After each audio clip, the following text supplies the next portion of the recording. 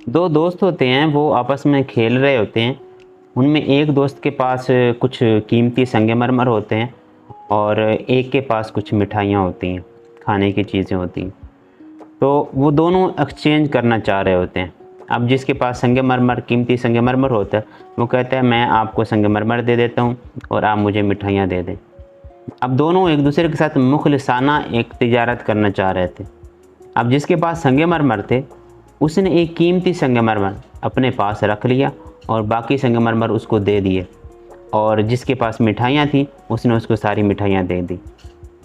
अब हुआ ये कि रात को जब सो रहे थे, जिसके पास संगमरमर थे वो यही सोच रहा था, शायद उसने कोई मिठाई रख ली होगी और उसने कोई मिठाई शायद मुझे नहीं दी, क्योंकि उसने खुद संगमरमर रखा हुआ था।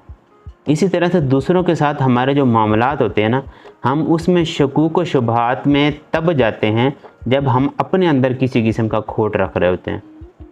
अगर आपका मामला किसी के साथ फेयर है ना, तो आप दूसरे पे शक नहीं करोगे।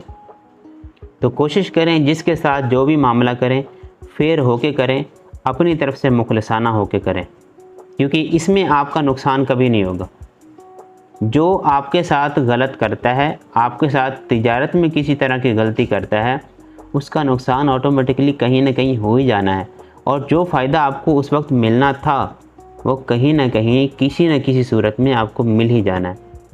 अल्लाह के इंसाफ पर हमेशा भरोसा रखें और दूसरों के साथ हमेशा मुखलिसाना और फेयर होके डीलिंग करें।